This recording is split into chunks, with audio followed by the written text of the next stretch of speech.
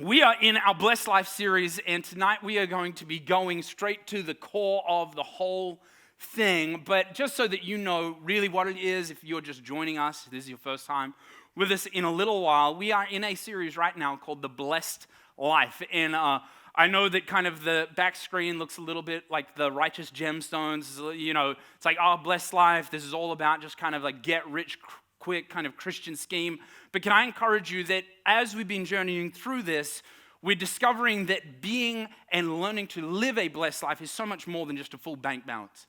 It's so much more than just having a debt solution. It's so much more than just having a good handle on money management. But as we're going through it, we're actually learning to live the rhythms of grace, live in that abundance and the goodness that God has prepared for those who learn to walk with Him.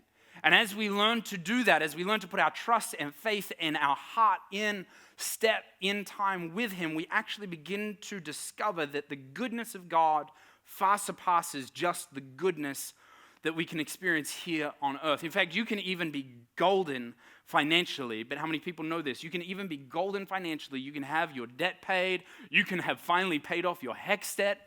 Folks, it's real. It can happen. You can have money in the bank. You can pay off your HECS debt. You can be golden financially, but still owned by money. And what we are discovering is this blessed life that Jesus has laid out for us, that God has prepared for us, for those that love Him, is so much bigger than just having money in the bank. But in saying that, money really dives to the heart of the whole issue. Money, even in the New Testament, sometimes when we come around this whole idea of money and the stuff that money can get, the whole thing and how we as Christians are supposed to use our money, oftentimes it's like, oh, well, this feels like a super Old Testament kind of thing. You know, they're just after our money. They're just all of these things. But you can actually see in the New Testament, money was the stumbling block to the early church. We actually see that it was a stumbling block to Ananias and Sapphira in a very real way. It was a stumbling block to the first apostles. Judas fell short of what Jesus was inviting him into because money and money's hold on us can dictate and define our actions. Money deciding the behavior of people is all through the New Testament, and what Jesus invites us into and what Jesus is showing us is this is so much deeper than just what's in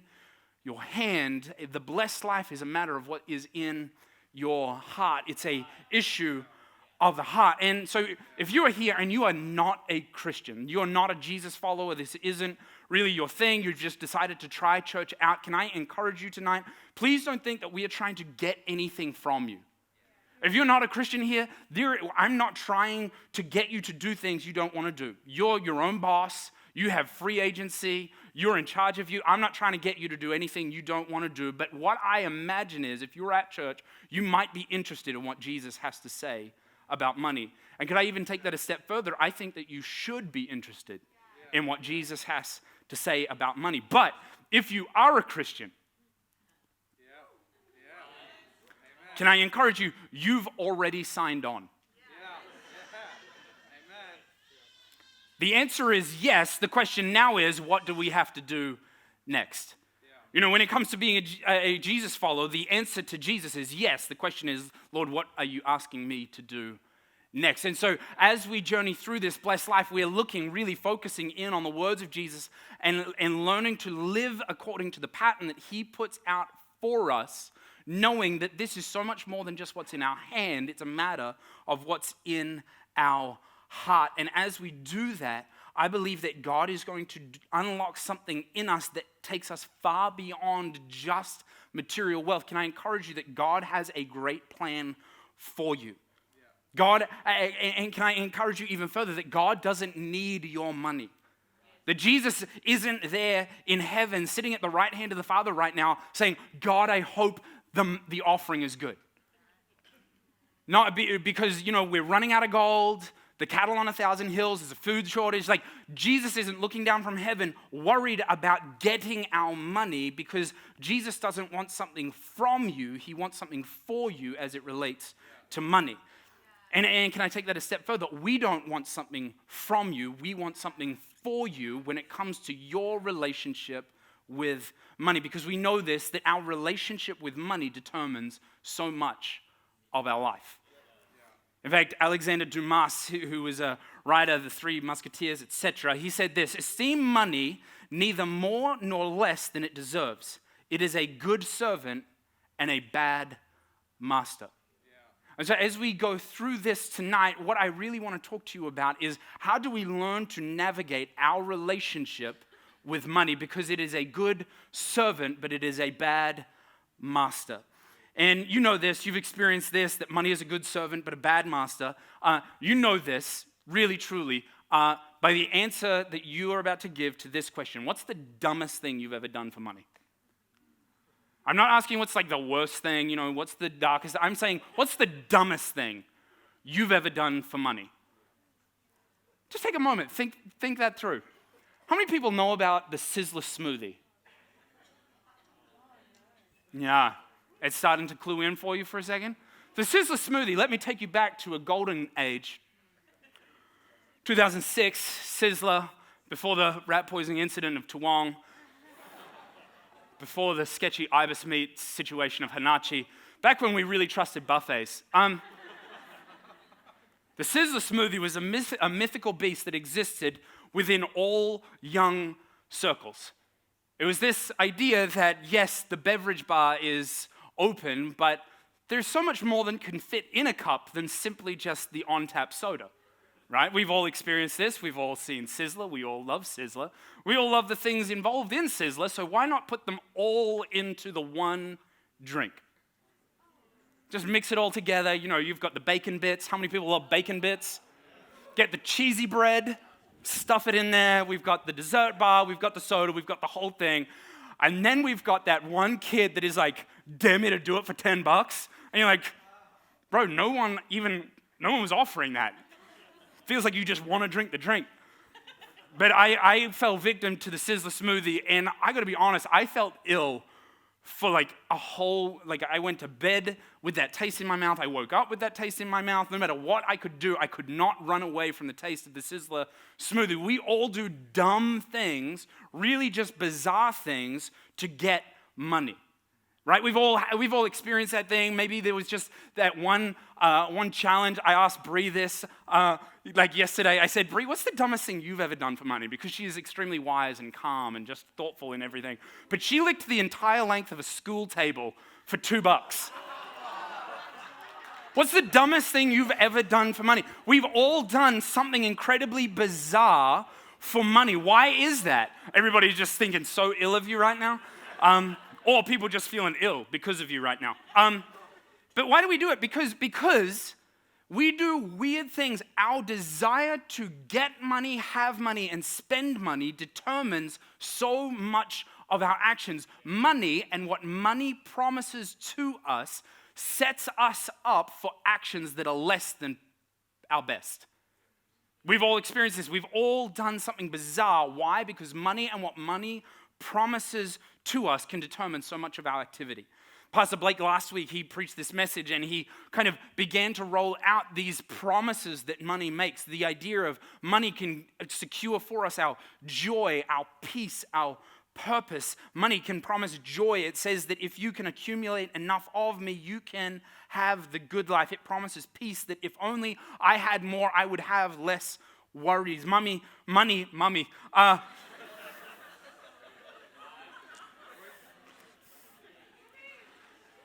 It's been a long week. Money promises purpose. Focus, people. Money promises purpose. It says that, you know what, if I could just secure this, I could finally go and live that life. I could finally pursue that thing that I know is really deep inside me. Money gives us promises of joy and peace and purpose, but the truth is that all of these are supplied abundantly, exclusively, and eternally by God and God alone. That leads to the question, is money then bad? If money lies to us, is money bad? Well, no, because we read in 1 Timothy 6 verse 10, for it is the love of money is a root of all kinds of evil. Some people eager for money have wandered from the faith and pierced themselves with many griefs. Is money evil? No. Is the love of money the root of all kinds of evil? Yes. We know this. This is not a stretch for all of us. We have this on lock. In fact, the verse earlier, it says this: those who want to get rich, again, the love of money, fall into temptation and a trap and into many foolish and harmful desires that plunge people into ruin and destruction. Is money evil? No. Does the love of money, does the desire for more money lead to all kinds of evil? Absolutely. We don't have to look that far. We see corporate greed. We see crime. We see people taking advantage of disadvantaged people, the poor and the marginalized, excluded, ignored, people left on the outers of society, people doing all kinds of weird things just to get a step ahead. We know that the love of money leads to actions that are less than the best. In fact, to bring it a step closer, the bad decisions that we all had in our minds before, why the love of money leads to bizarre actions. It leads to us, it drives us to all manner of evil and actions that are less than our best. That's why Paul writing to Timothy, he goes on just a few verses later and he says this: command those, catch this, command those who are rich in this present world not to be arrogant, nor, catch this, nor to put their hope in wealth, which is so uncertain, but to put their hope in God, who richly provides us with everything for our enjoyment. 3 things to just pull out of this really quick. Number 1, those who are rich. Is it wrong to be rich? No. Is it wrong to have money own you because you are rich? Yes. Is there a distinction? Yes. There is not a problem with you being successful. No. In fact, it promises us one step later that, in fact, it is God who richly provides us all things for our enjoyment. It is a God. We have a God that is so good, so abundant, so rich that he is able to richly supply you all things for your getting by. No, for your enjoyment. God likes you. In fact, I think many people have a hard time trusting God because they can't trust that God is actually for them. But when you can understand that it is God who richly provides us with everything for our enjoyment, we can actually begin to look to him, to trust him because of his character, not just because of his record. And so, 1, is it bad for us to have money? No. Is money evil? No. Does the love of money get into our heart and lead to all manner of evil? Absolutely. And then it says this: don't be arrogant, don't put your trust in money, nor put our hope in wealth. Man, that's a challenge. How many times have you just been going through life and just thought, man, if I just had a little bit more, then I would be A-OK? No. He says, if you are rich and if you're in this room, you are rich. You have been blessed abundantly. Our nation is so abundantly blessed. But if you are rich in this world, don't put your trust in that riches, but trust in God, who will abundantly supply you everything for our enjoyment. Why should we not put our trust in wealth? Because it is uncertain. It's time for us to stop excusing our blessing. He is a God who richly supplies us. It's time for us to step into the fact that we do have a God who does richly supply all things, but I'm going to choose to put my trust in him, not in my stuff. See, money is just money. Stuff is just stuff, but it's what we believe in it to do that determines our allegiance. Let me say that again. Money is money. Stuff is stuff. It's what we believe it can do for us, what we believe in it to do for us that leads to all manner of evil. What you trust money can do for you influences what you will do for money. And we've watched this. We live in a world wrought with it, with people that will do anything to get it, to keep it, to use it. That is the issue at hand. And Jesus talks about this. Why? Because he wants you to have, catch this, a certain hope. Can you believe that? God doesn't want you to be poor just so that you can have, and he doesn't want you to just forsake money and just kind of throw it all away because he just wants you to be poor. No. He's saying don't put your trust in riches because it's uncertain. In fact, put your trust in me. Why? Because it is certain. God is that good. He doesn't want you living a kind of a sifting sands, kind of uncertain, constantly on the edge, anxious life. He's saying don't put your trust in money. Why? Because I love you so much that you deserve a hope that is certain. And so put your trust in something better and bigger and so much greater than just your stuff. Trust in me because I can give you a certain hope. It is an issue of the heart. And so Jesus, he talks about this in the Sermon on the Mount, and he gives us in Matthew chapter 6, if you want to turn there, these idea, it's a picture of two treasures, of two visions, of two masters. And I want to just kind of spend some time looking at really what does Jesus say about our relationship with money? Because if we can catch what Jesus says about our relationship with money, then the answer is yes. If you're a Jesus follower in this room, the answer is yes. It's just a matter of us figuring out what exactly he is calling us to do. And so two treasures, two visions, two masters. It says this in Matthew chapter 6, verse 19. Do not store up for yourself treasures on earth where moths and vermin, those darn vermin. How many people got a vermin problem? Where moth... got a vermin problem on the third row. Do not store up for yourself treasures on earth where moth and vermin destroy, and where thieves break in and steal, but store up for yourself treasures in heaven where moth and vermin do not destroy and where thieves do not break in and steal. For where your treasure is, there your heart will be also. We've heard this verse so many times. Where your treasure is, there your heart will be also. Let me remind you, what Jesus wants to do is set your heart on something certain.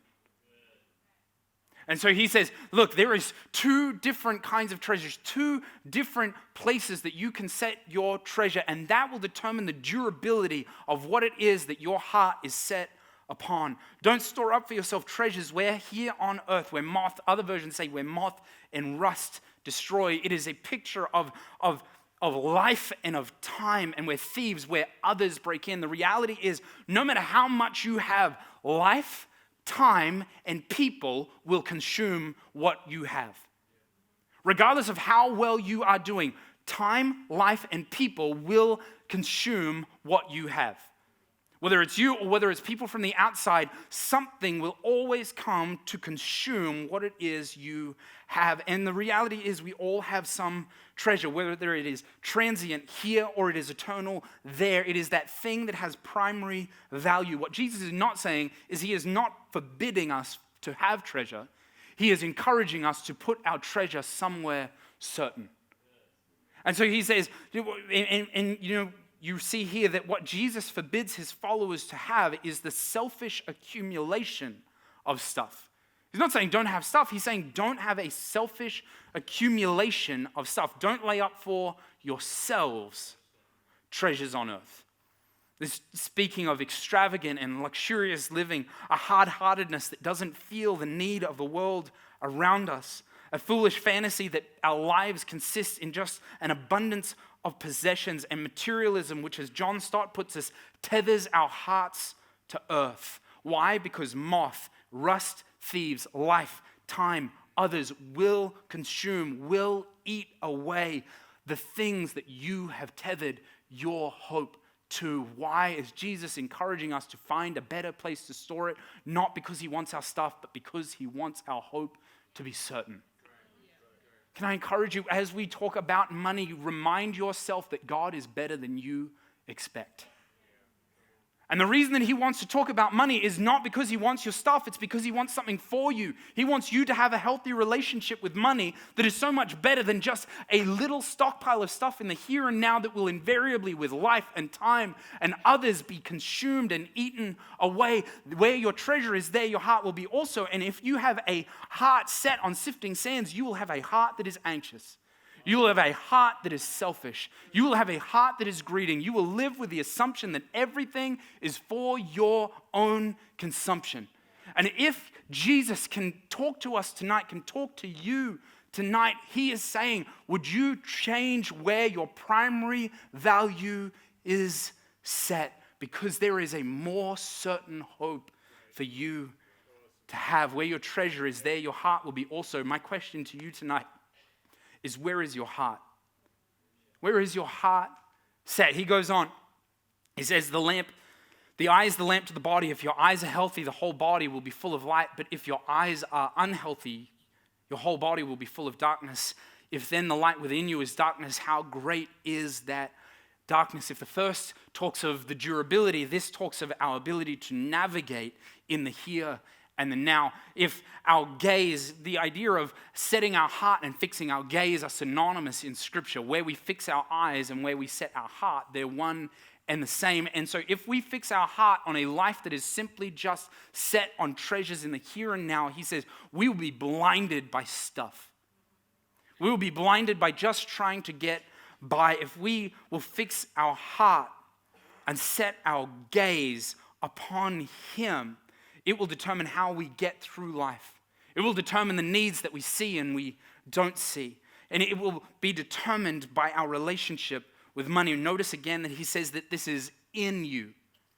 This isn't talking about material wealth is on the outside. He's saying if the eye is the lamp to the body, it's going to affect what is in you. He's talking again about the issue of your relationship with money. Not money, your relationship with money.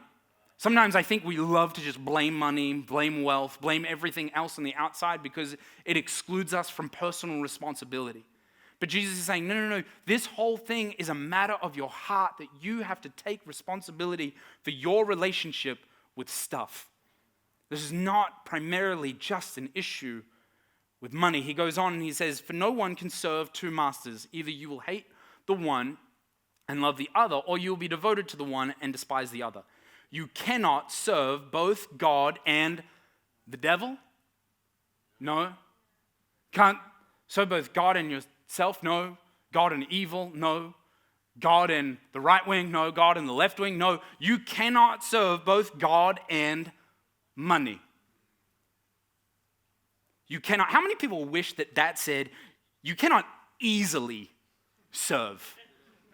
Right? Wouldn't that be awesome? Sometimes Jesus just says things that it's like, oh, you really kind of closed up the loopholes there. I really wish that you said you cannot easily serve both God and money, because those that love that challenge are like, I'll show you. Yeah, I can. My youngest son would be like, hey, you can't easily do this. He's like, no, I'll show you that I can.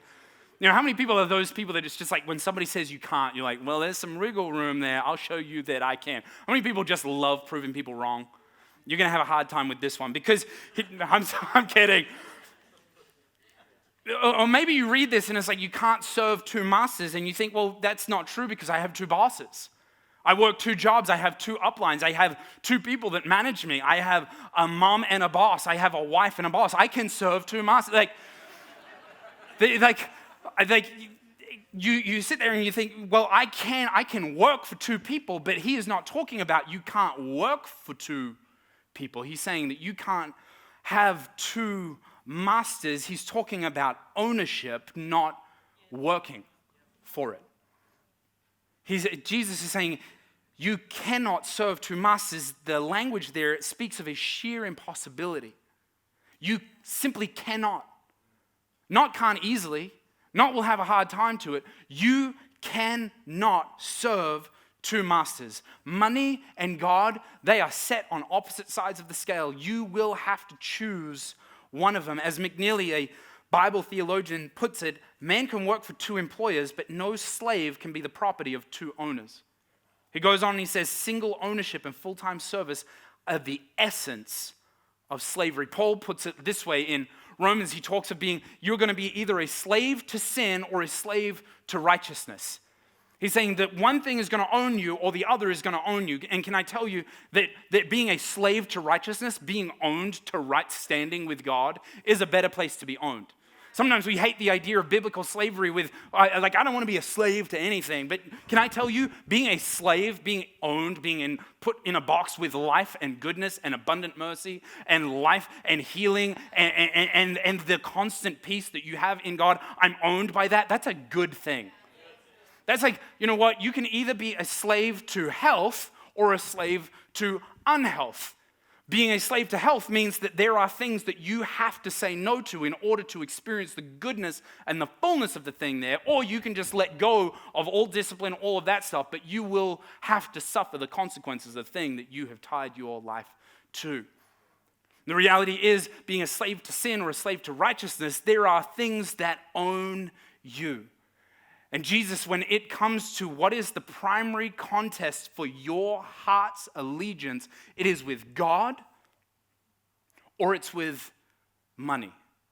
One of those two things is going to vie for your heart. We're going to be owned by either God or money. Other versions say mammon. Mammon is this Aramaic word that really is transliterated, which is to say that it comes into the new translation, but it stays in its original form.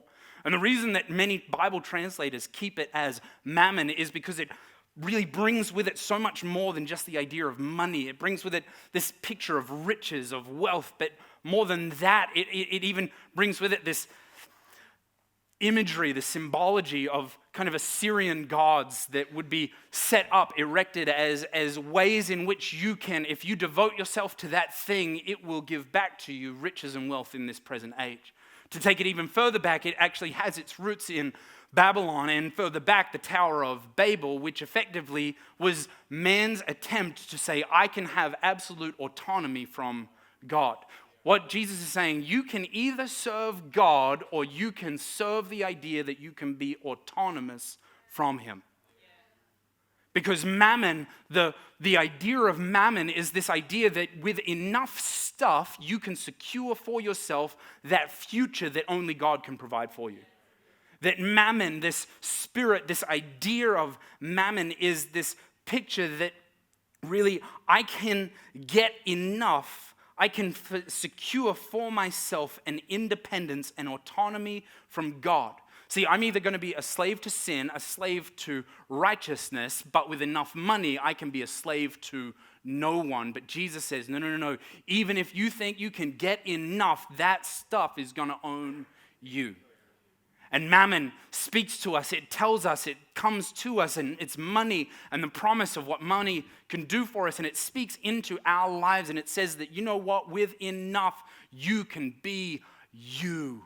You can be the you that you always hoped for. You can be the you with no cares. You can be the you that has joy, peace, and purpose like you could never imagine. If you just get enough of me, you don't need him. And mammon comes in and it speaks to us of an independence from God, but it never tells us the truth that while it will set you free from being owned by God, it will end up owning you.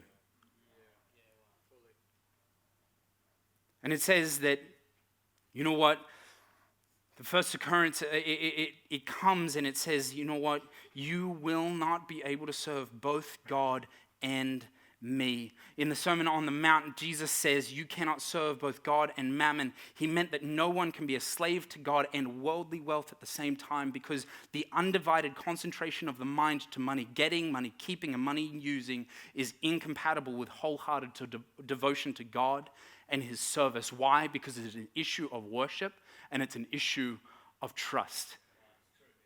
Let me say it this way. To Jesus, this is not primarily an issue of money, it's an issue of mastery. When it comes to you and money, this is not an issue of money, it's an issue of mastery. And Jesus is saying, who will you choose to serve? Who will you choose to trust to secure for yourself a hope and a future? Who will you choose to trust in order to secure for yourself that future that only God can secure eternally? You cannot serve two masters, God or mammon. Mammon is personified as a rival to God for the loyalty of his disciples. Which master will obedience be given? Who do we trust, God or money? God or mammon? This is the question for you to decide. And here's the real truth. That the reason that we trust money, the reason that we trust mammon, the reason that we can't choose to serve both God and money is because really money sets itself up as the concrete here and now. See, what's wild is so many of us are happy to trust God for salvation. I'm happy to trust God for forgiveness. I'm happy to trust God for my future. I'm happy to trust God for eternity. But when it comes to my finances, well, that takes what is abstract in the future and places it here in the concrete. And now it becomes a contest of faith. Really, do I really trust what God says about what he can do and secure for me in the abstract? And am I willing to bring it into the here and the now? And this is why it stands as such a contest for our heart. Because while it's not just testing God, it's testing our faith. See, I'm happy to trust God for my salvation. Happy to trust God that I'll go to heaven on the other side of death. Trust me with your money. Well, that's more of a here and now thing. And isn't it crazy that I'm willing to trust God for where I go after I die, but I'm unwilling to trust him when it comes to my finances? Why is that? Because the reality is, for so many of us, money is more real than God. Money is just more real. Because salvation, eternity, when push comes to shove, money is more real than God. And the reason that it's tough to trust both God and money is because it is a tether between 2 points. Is it real in the abstract? Is the unseen realm of God and his forgiveness and his goodness and his mercy and his kingdom, is that real? Or on the other side, pulling me over to its allegiance is mammon and money and trusting in the concrete here and now. And when it comes to idolatry, which is really what mammon sets itself up to be, the thing that you are willing to let go of more readily will determine which you head towards. And here's the thing. Here's the whole thing. When it comes to God and money, which are you more readily willing to let go of?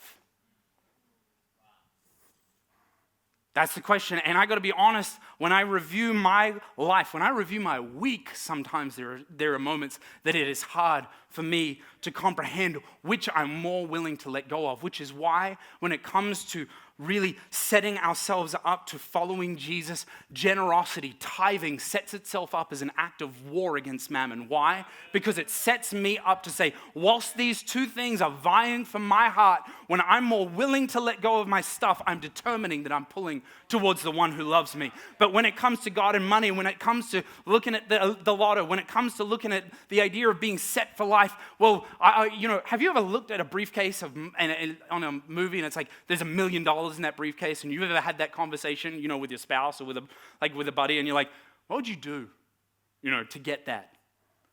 How far would you go to get that $1 million? What you are willing to do in order to get money determines what it is that you really believe about money. If you're willing to let go of righteous living in order to secure money, it says that mammon has your heart.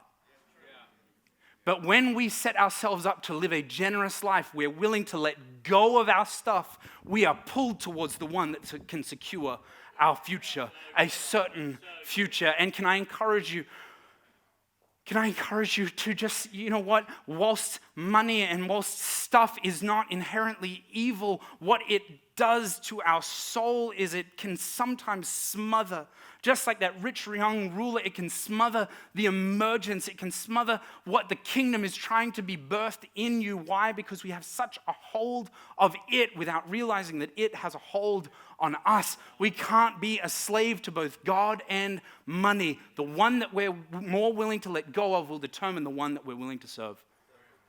And so that's why generosity, that's why regularly tithing, that's why setting ourselves up to have holy habits or spiritual disciplines of giving and generosity is an act of war against the spirit that says, I can be more real to you than God.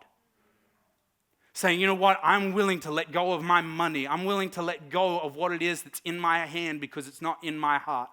Saying, you know what, whilst it feels like right now I can't afford to let go of this, it's saying that I can afford it because the one who loves me has a future bigger than all of this. It says that the idol of money is not bigger than the reality of my God. It says to me that the thing that has my heart is so much bigger than the here and the now, that my salvation is more real than my present, that my God is more real than my circumstance, that his promise is more real than my present. And when I can set myself up to say, God, I'm willing to hold on to you no matter what is coming up, it says that God really has my heart. See, the reality is Jesus is not interested in your money. He is interested in the hold that money has on you. Why? Because he and he alone wants to have his hold of you.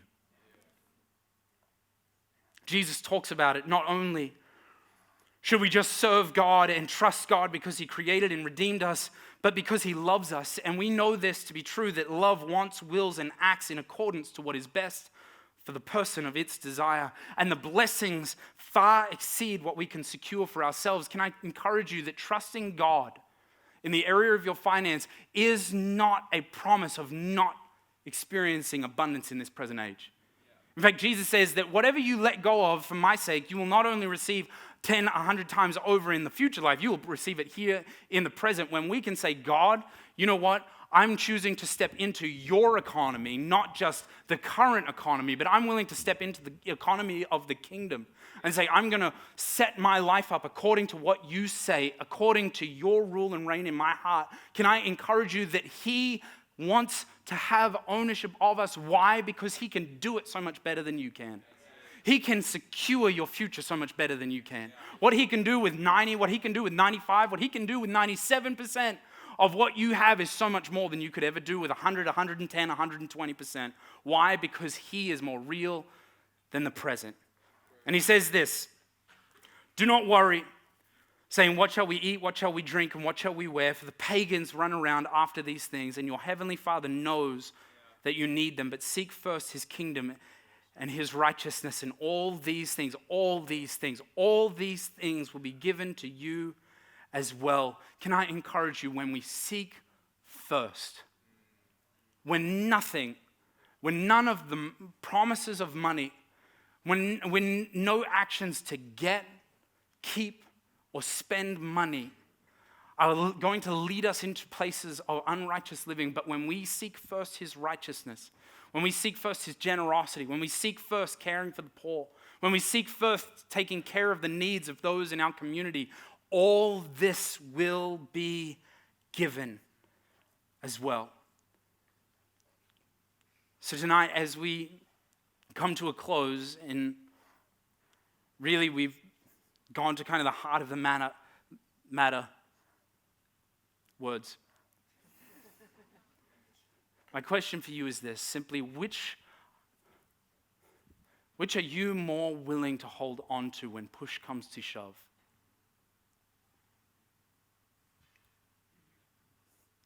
Because really that will determine, that will illuminate and expose what's going on in your heart. That will really diagnose who it is that you're more willing to serve.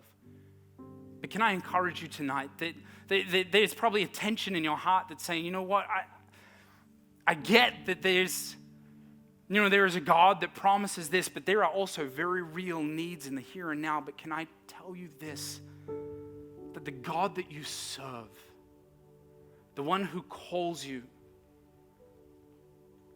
the one who adopts you in and loves you, he wants so much better for you than you can secure for yourself. That he's more trustworthy than you could ever believe. That if we could begin to have a higher view of God, we would be more ready to trust him. And can I tell you tonight that what God has in store for those who trust him is so wild, is so good, is so richly abundant. Why? Because he actually likes you. He loves you. He's for you. He can be trusted. He really does want the best for you. But above and beyond money, he wants your heart. Why? Because he wants you to have a hope that is certain. And that hope that is certain comes exclusively from the one who has died for you, has come exclusively from the one who has secured an eternity for you. Jesus and Jesus alone is the source of your joy, is the source of your purpose, is the source of everything in this world that you would hope to discover. He gives you peace. He gives you hope. He gives you healing. He gives you calm in the midst of your storms. He gives you a hope in the midst of dire and crushing circumstances. Why? Because Jesus has already secured it for you. Jesus isn't just after money from you. He wants something for you. And he wants a relationship with money that seeks first the kingdom of God. And so with every head bowed and every eye closed, I want to come to a close.